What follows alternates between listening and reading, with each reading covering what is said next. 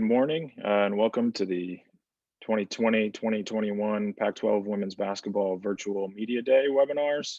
We're kicking off our first roundtable this morning with Arizona, Cal, and Stanford. Just to set some ground rules for the roundtables today, we're pleased to be joined by Roz Goldon-Wude from Pac-12 Networks, who will host the roundtables discussions for 15 minutes with coaches and student athletes. At that time, we'll dismiss the student athletes and turn to media for Q&A. Any media that do have questions for any of the coaches, please use the raise hand function to move into the queue, and I will call on media individually as they come through in the queue. So with the ground rules out of the way, I'll turn it over now to Roz Goldon-Wude to kick us off with our first roundtable. Roz? Good morning, everyone. Hello. Welcome to a virtual Pac-12 Women's Basketball Media Day. I'm Roz Goldon-Wude. I'll be your host throughout the day.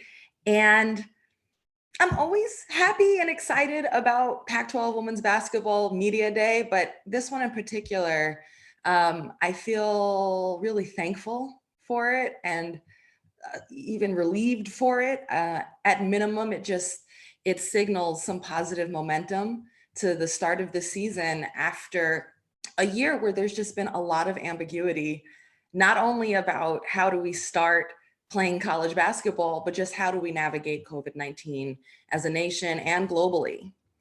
Of course, we would all love to be together in person, but at least we're here as community and, virtually. And I think this is still a day to be very joyful and seize this day and kind of enter the season with a lot of great energy. The Pac-12 conference continues to dominate. The AP preseason women's basketball poll came out, and the Pac-12 conference has 5 teams in the top 25, 4 in the top 10. And today, the Pac-12 conference released the coaches and the media's Pac-12 preseason polls as well. All right, let's get right to it with our first session. It'll be with Arizona, Cal, and Stanford. And starting off with Arizona, representing Arizona, who's number 7 in that AP preseason national poll. That ranking is their highest in a preseason poll in school history. Representing them is Coach Adia Barnes and senior Ari McDonald, who was last year's Defensive Player of the Year, also led the conference in points and steals for the second season in a row. So Ari, I'm gonna start with you.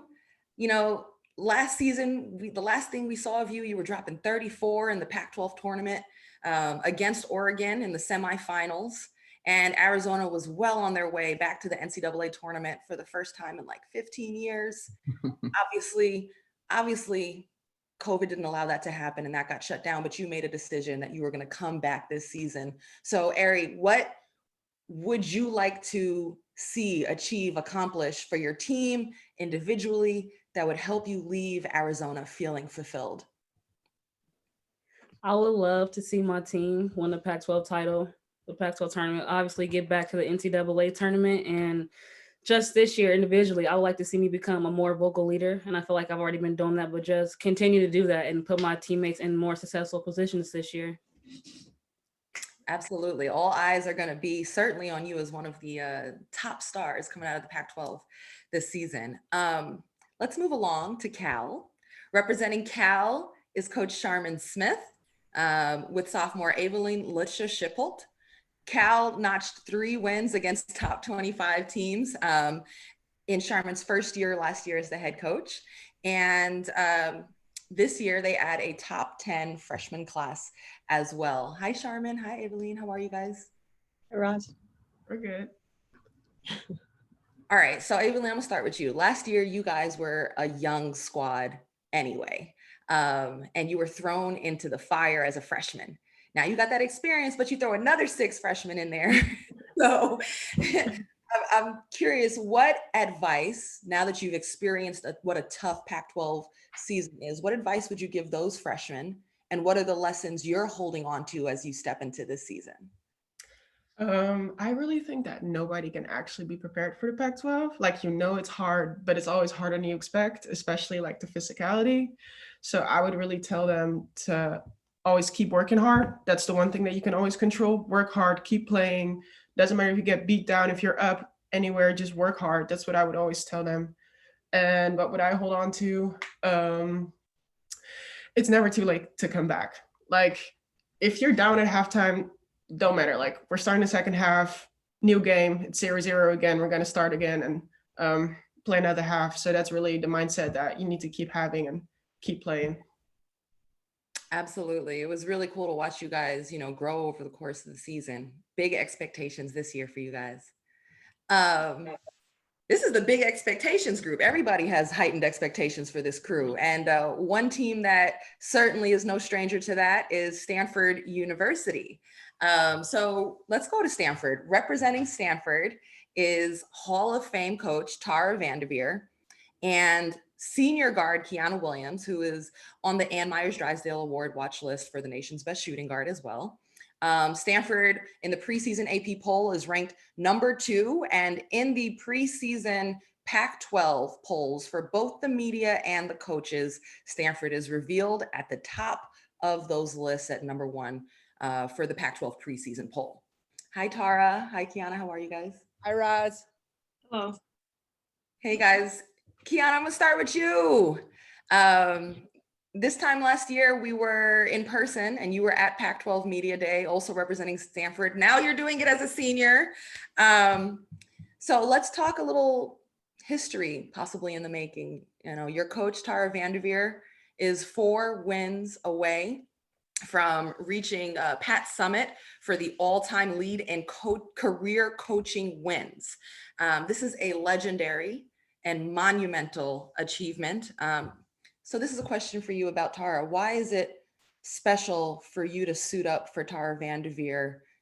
Perhaps, what has she taught you about the game? What has she taught you about life?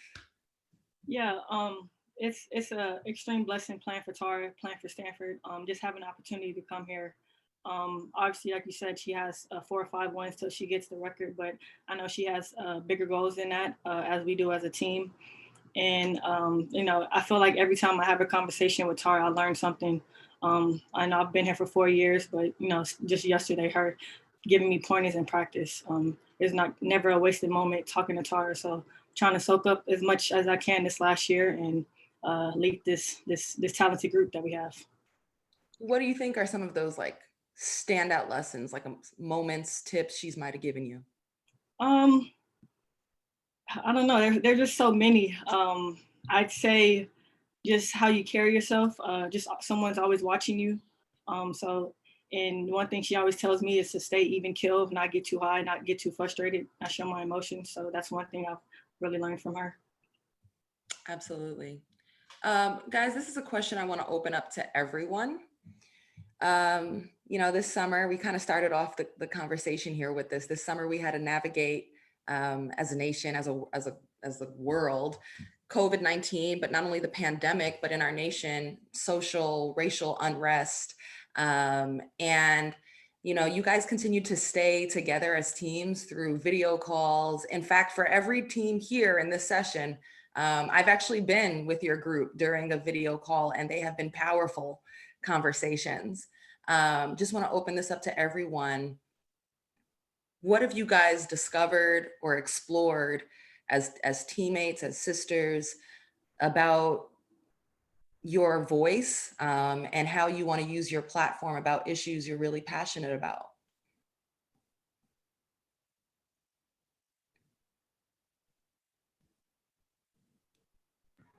Since it's kind of quiet, I'll start this one off and actually share a little bit about, my history with civic engagement and just being involved. And it'll actually take me back to my days at Stanford. I can't say that I was involved as our student athletes are right now. And I recall when I was coaching at Stanford, Hurricane Katrina hit. And I know there was a lot of talk about how that was handled and how our nation should have been better prepared and how we didn't take care of people and the reasons behind that. And I was extremely frustrated. And I remember talking to Tara at the time and just being like, this isn't fair. Like, why are we doing this? Why is our nation like this? And just complaining. And Tara said, okay, Charmin, well, what do you want to do about it? And I was like, what? He's like, well, what do you want to do? Tell me what you want to do, you know? And at that point, we came up with the Katrina Assist Pledge program, and Cal actually joined in with us. And for every assist during that season, you know, we were raising money to help rebuild homes in the area. And the lesson I learned from that is it's not enough to just complain and, you know, talk without any action. And what I'm really proud of with our team is when the murder of George Floyd took place, we had that Zoom session where there were a lot of tears, there was a lot of frustration, there's a ton of anger and fear, all of those things. And then I said to the team, okay, what do we want to do? And the action that they've taken since that day, I think has been phenomenal, from Carolyn and Sierra forming the Racial Justice Council on our campus, to the Go Bears, Go Vote initiative that was with Cal Lacrosse. There's so many things that our student athletes have stepped up and started, and they're using their platform and they're using their voice. And I think it's just really important to always think about what you can do and not just what you're going to say. Thank you, Sharman. Anyone else want to chime in there?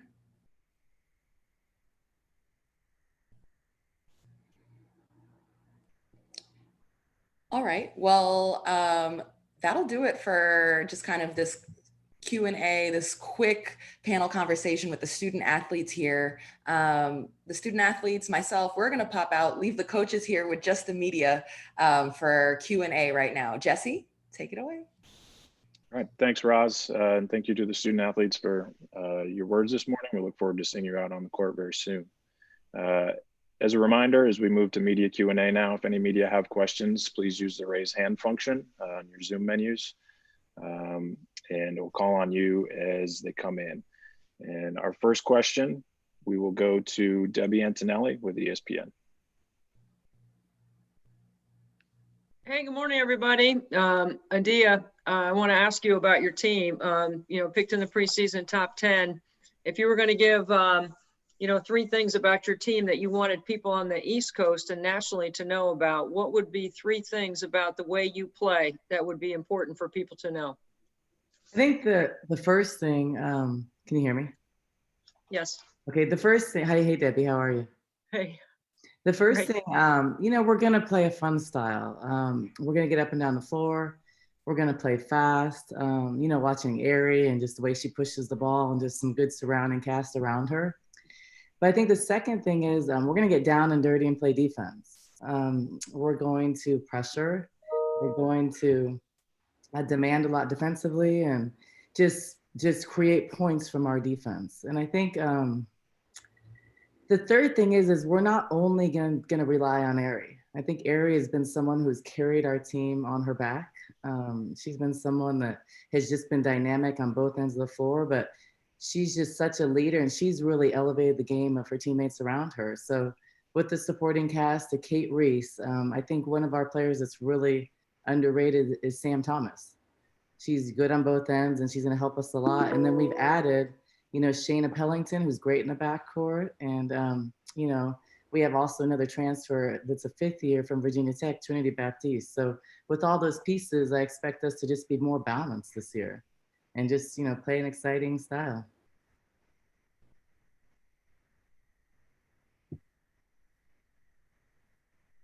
Okay, we'll go to our next question from Doug Feinberg with the Associated Press. Good morning, coaches. I guess for all 3 of you, scheduling non-conference, I'm guessing, has been a bit of a challenge this year. I think, Coach Barnes, I saw you guys lost some games in the last couple of days. How tough has it been to sort of schedule this year with obviously what's going on, and you may lose games down the road with COVID? So how tough has it been for you all to find games to play non-conference wise? I'll start. It's been very challenging. I think even before COVID, it was just getting more challenging to fill the last couple of games. But, you know, just last week we lost 2 games. So I think the challenging part is navigating all the different conferences and their rules and their travel bans, and just trying to find games, because when you're a coach and you have to resort to Twitter to try to find games, you know, it's kind of comical because I was getting all kind of messages from all around the country, but we still have 2 games to fill and we're 8 days away from opening up. So it's stressful because we have no idea who we're going to play. And I think, but those are the times we're in. That's something we can't control. So we'll do our best to get the best games. And you remember, just going to 22 conference games, we now only have 3 games to prepare our teams for the conference. So I think there's just a lot more challenges.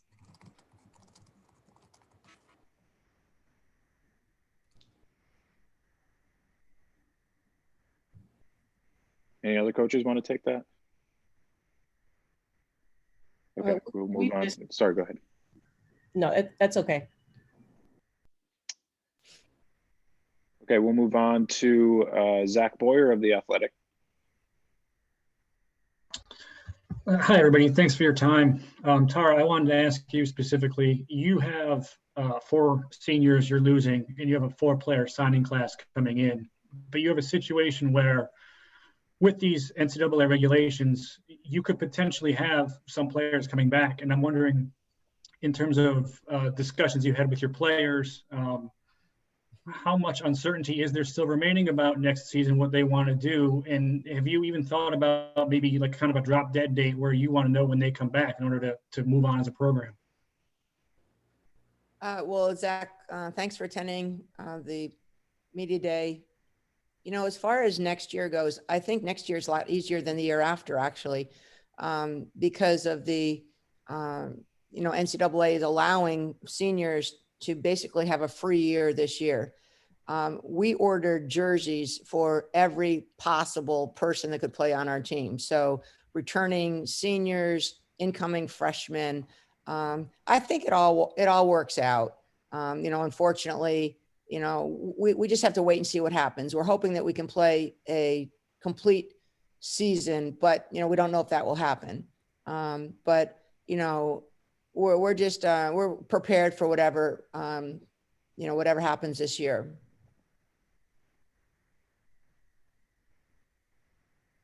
Okay, we'll go to our next question from Cheryl Coward of Hoop Feed. Good morning, everyone. This question is for Charmin and Adia. Both of you had some, for Cal, 2 great wins to end the season before falling in the Pac-12 tournament. And then Adia, having that banner year and now coming in the top 10. How are you going to be able to kind of continue that momentum going into this season, given all the things that, we've gone through as a nation and with new players to kind of, use that as motivation? Okay, I'll go first, Charmin. So I think the first thing is it's easy to have motivation for this year. Last year our season was cut short. It was an exciting time. The Pac-12 had best basketball in the country, and then everything was cut. And I think that in the Pac-12 we were going to have multiple teams very successful in the tournament. So that was devastating for our program. So I think it's been easy to find momentum and hunger this year because our players were sitting at home for 7 months. So I think they're very motivated. They're very hungry. They didn't end last season. They didn't get to finish last season. So they haven't played basketball in a long time in a real game. So they're motivated. They're hungry. They just want to play. So I think that's one of the reasons why you're seeing in the Pac-12, we're so successful as far as managing our teams during this pandemic, because the kids they're smart because they want to play basketball. And I think we're a lot different than football in the sense that we're not managing 100 athletes. We have, 15 to manage. So I think our league has done a really, really good job with that. But our team is ready to play. They're excited. We just want to play. We know that right now we don't even know who we're playing in a week. But we don't care. When we get a game, it'll happen. It's just going to take time. Things are going to be different this year, and that's okay. But the main thing is we want to just get on the floor. We don't know if that's going to be 22 conference games. It may be 15. Hopefully it's not. But whatever it is, we're grateful for, because this is a unique year around the world. So we just want to play, and our players are ready. Hi, Cheryl. It's definitely a challenging situation. In in that we lost so much time that we're used to having with such a young group, right? So we ended the season with the Pac-12 tournament. And yes, we had a ton of momentum and excitement. And I think our freshmen at the time were motivated to get in the gym and work hard to be better, so that we didn't just get wins in March, but that we could be successful in the conference in January and February, right? So that was the mindset. And then, when the pandemic took over, we didn't have those opportunities, and people worked as hard as they could, but it's challenging and it was different. And when I got my team in late September, early October, it was clear that working from home, so to speak, in a basketball perspective is not the same as being in the gym, right? So we've had to make up some ground, and that's okay. That's the situation. I know some programs were able to be in the gym in June, but that's not us, and we'll be okay. And to speak to, to speak to somewhat of what Adia is saying, who's not excited to be on a basketball court, right? Now we have to make sure that we keep people safe and that we stay healthy. But yes, our student athletes are excited to be around one another and excited in practice when we talk about, trying to guard Ari and trying to guard Kiana in a couple weeks. Like, that's exciting. This is the best conference in the country, and we are looking forward to being better than we were last year. And I think there's plenty of motivation right now. To briefly follow up, did any of the announcements from Santa Clara County and around the Bay Area going up to the purple tier, which is the most restrictive tier for COVID, affect any of your plans in the next coming weeks for the season? For Tara and Sharman. Well, Cheryl, we are at our university. We follow the direction of our university and our county, and so far we've not had anything change. Stanford has been really strict in terms of testing, all the protocol that we have, and our team is following it to the letter. Wearing a mask. Coaches all wear masks in practice. We stay 6 feet away from everybody. So we're hoping that we'll be able to safely practice, but every day is a gift to be in the gym, and we're really excited about that. But we just have to wait and see what our county and our university, administration says. And Cheryl, it's the same for us with Berkeley Public Health. There haven't been any changes based on the most recent announcements, but we just follow their guidelines, and that's all we can do at this point. Thank you. Okay, we'll move on to Carolyn Peck from ESPN. Good morning, ladies. All of you all are such tremendous planners. And just wondering from each of you, the plan that you have implemented for the just in case scenarios, as far as what do you put in more emphasis on, your offense or your defense? Do you have backup games? Should some games be postponed or canceled? Things like that. Well, yes, we all are great planners. Or Tara, do you want to go first? I thought you were. Go ahead, Adia. We all are great planners, and it's just been a time where you can't really plan. I planned on having a opener on the 25th, and that's changed. So it's just so you can't plan for anything now. I think the best case scenario is just preparing for everything. I think that, stuff that you never thought about before, like for instance, on the road, do you room starters together? Do you room the same positions? Like all these things, there's so much up in the air. And I think for coaches, and I'm speaking for myself in particular, it's been very hard. Like we don't even know how to prepare our team, like for what the sideline's going to look like when we start Pac-12. So we can't even practice that because I think we just got guidelines last night, if I'm not mistaken. But so there's just, everything's so new. I think we just kind of will take the games we have and focusing on offense or defense. I think right now for us, just more of an emphasis on defense. But knowing that at any given time, we can be down half our team. So I think you can't really prepare for that. So it's just been different. We just have to kind of take every day. And I think the main thing for me is emphasizing to the team, Carolyn, that they have to be extremely careful, and you can't let down your guards. And it was funny because in our last week's Pac-12 meeting, Tara had this great idea with her team. She kind of played this game and made everybody aware of how it affects if one person's infected. So I'm actually going to steal that from Tara, like I steal many things. I steal from the best, you know. And it's like I'm going to play that game with our team so they know if someone gets infected, how it can kind of wipe out the whole team. So it's just such a unique year, and there's just going to be so many challenges. But I'm optimistic that we are getting play, and that's the most important thing.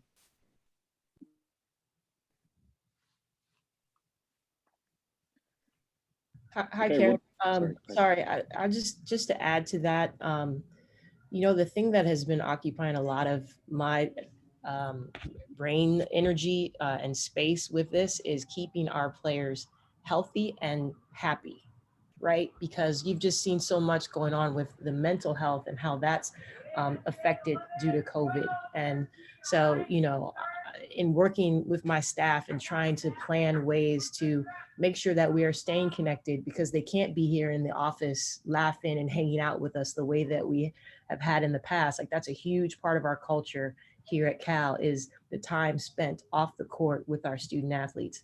And we're not getting that. And so trying to find ways to plan to make up for that has been a huge priority of mine during this time. Hi, Carolyn. Thanks for coming on our media day. And I would just say that I've talked to our team about, you know, in terms of how to best approach this, is that everyone's middle name is flexible. We just have to be ready to do whatever we're allowed to do and enjoy each day, one day at a time. And I just want to say that it's a pleasure being on this Pac-12 Media Day with two of the young up-and-coming coaches in the country, with Adia and Charmin. And another thing that we do, I think, as a Pac-12, I've spoken with both Adia and Charmin, helping each other navigate this. So, you know, Adia doesn't hesitate to call me, or I call Charmin. We're in this together, and we want to have a season. And I'm really proud of the fact that Pac-12 is playing 22 conference games. And we know that everyone's following protocol. So we're hoping that we can really pull this off. Okay, we've got a long queue, so we're probably not going to be able to take all, but we'll take a few more. We'll go to Mel Greenberg.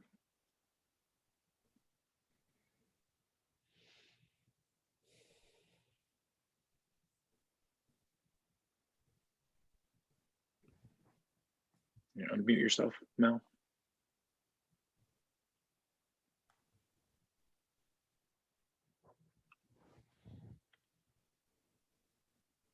All right, if we can't get Mel, we'll move on to Ashley Adamson, Pac-12 Network. Hi, ladies. It's great to see you. Thanks for doing this. And a question for all three of you, if you have time. I know we're down to it, but obviously there's been plenty that the pandemic has taken away. I'm curious if there's anything your programs or that you personally have gained during the last 8 months. Hi, Ashley. It's great seeing you. You know, I think our team is, it's very challenging being isolated. But for me personally, going in and getting tested every day, it's, I think, improved my workouts. So I've been in the pool with Katie Ledecky and Simone Manuel. So if nothing else, I'm going to get in better shape. Love it. Well, I think for me, hi Ashley, how are you? I think for me, I think for the players, it's an appreciation for the game, because they've never had something taken unless you've had an injury where you've been out 8 months. But that usually, it doesn't happen to everybody. I think that an appreciation for what we have, an appreciation for getting in the gym. Like our players can't use the gym at their discretion right now. Everything's, you know, controlled. And so I think being able to play the game they love, that brought them here, that's giving them this tremendous opportunity, you know, to play at Arizona, you know, and it was taken for granted sometimes, I think, by a lot of players. So I think just being on lockdown, whether it was in California or wherever their homes were, they have a chance now to work out and play. So I think they appreciate it a little bit more than they did before. And I think it's just also hard for the student athletes. They're not getting the real college experience. But I think that learned how to foster relationships. And I think as coaches, it's challenged us to find a different way to connect to our student athletes. And that's been hard. We are all professional Zoom people now. We all have used so much Zoom. I mean, a lot of us had 4 or 5 Zoom calls a day, during COVID. So I think just learning how to connect different ways. We had Roz on, we had you on, to talk to our student athletes. So I think finding ways to take care of them mentally and really focus on that and understand that that's so important right now. So it's just allowed us to be more creative. Hi, Ashley. It's good to see you. And during this time, I do think it's all about appreciation and gratitude, right? We've been healthy, and that right there is a blessing.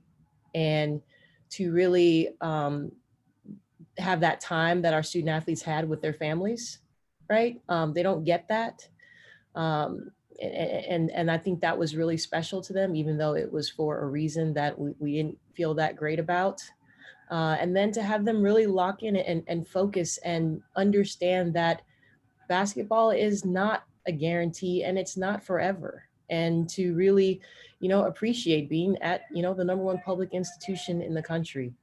Past 2 semesters, we've had our highest GPA in program history. It's increased from the last semester. And, just this week, Kylan Crocker is named Cal Student Athlete of the Week. So those types of things to me are extremely important and are more at the forefront right now when, basketball wasn't a guarantee. So I think those are some of the positives that have come out of this really challenging situation.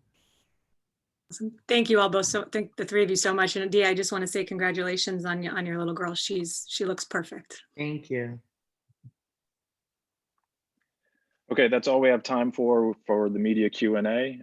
Before I bring Roz in to sign off, just a media heads up, I'm dropping a link to a Google Drive folder. Media can access today's videos throughout the day, this one and the subsequent 3 throughout the day there once we get them posted. So we'll welcome back Roz now to sign us off. Thank you so much, coaches, Charmin, Tara, Adia. It's really good to hear from you all, and I wish you the best in practices and just preparing for the moment and this season. Thank you, guys. Thank you. Thanks, Roz. And congrats, Adia. Thank you. And thank you to all of you for being here in the media. We will be resuming for session 2 at 10:30 a.m. Pacific time. We'll be with Oregon, Utah, and Washington State. All right, we'll see you in about 30 minutes.